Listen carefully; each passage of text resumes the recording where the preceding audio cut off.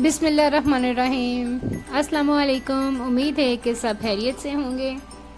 आज मैं बना रही हूँ बहुत ही क्रिस्पी से क्रंची से पोटैटो डोनट्स, इतने मज़े के कि आप चिकन डोनट्स को भी भूल जाएंगे। तो चलते हैं हम अपनी रेसिपी की तरफ। यहाँ मेरे पास आधा किलो आलू हैं जिन्हें मैंने अच्छे से बॉईल कर लिया है और मैश कर लिया है।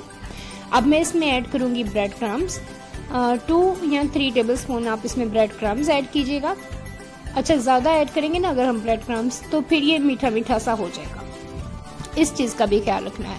अब मैं इसमें डाल रही हूँ नमक। आलू को बॉईल करते हुए भी नमक डाला था, इसलिए भी मैं नमक कुछ कम डाल रही हूँ। आप अपने टेस्ट के मुताबिक डालिएगा।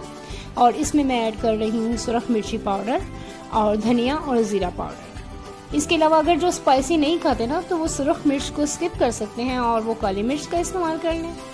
अब इसे अच्छे से मिक्स कर लेना है ताकि तमाम मसाले, बहुत सिंपल से मसाले इस्तेमाल किए ना मैंने, क्योंकि सिंपल सी और झटपट से बनने वाली रेसिपी है।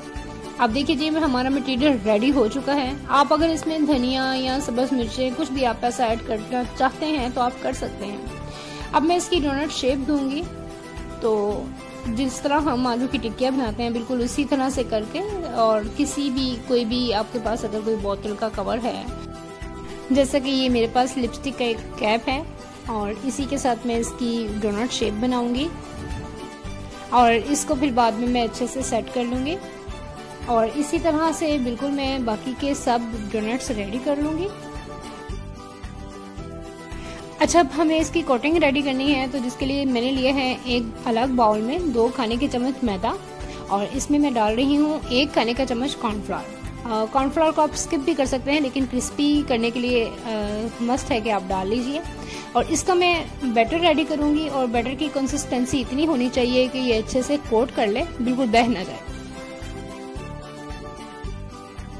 और अगर आप इसमें नमक ऐड करना चाहें तो 1 चुटकी नमक ऐड कर लें। और ब्रेड क्रम्स भी रेडी हैं और हमारी कोटिंग भी रेडी है। अब हम जो डोनट्स हमने बनाए थे उनको बहुत ही एहतियात के साथ कि ये टूटने ना पाए, देखिए मैं फोर्क का इस्तेमाल कर रही हूँ, आप हाथ से भी कर सकते हैं।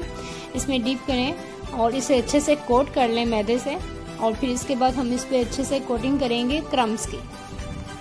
अच्छा, अगर आप बनाकर इनको फ्रीज़ करना चाहते हैं तो आप इस तरह से इनकी ब्रेड क्रम्स के साथ कोटिंग करके इनको एयर टाइट बैग में डालकर तो आप इसे फ्रीज़ भी कर सकते हैं, और फिर जब मर्ज़ी आप निकालें और बच्चों को फ्राई करके दें उनके लंच के लिए, या अपने टी टाइम को एंजॉय करने के लिए आप फ्राई कीजिए। बिल्कुल, अब हमारे डोनट्स रेडी हो चुके हैं फ्राई करने के लिए। ऑयल भी गर्म है और अब मैं इन्हें फ्राई कर लेती हूँ। अच्छा, कुछ डोनट्स को मैंने फ्राई कर लिया है। मैं समझ रही थी कि मेरा कैमरा ऑन है लेकिन कैमरा मेरा ऑफ था, इसलिए आपको ऑयल में कुछ क्रम्स दिख रहे होंगे।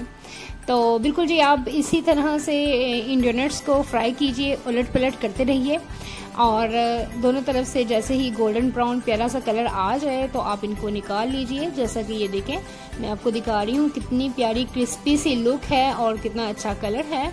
और अब मैं इन्हें डिश आउट करती हूँ और सर्व करती हूँ।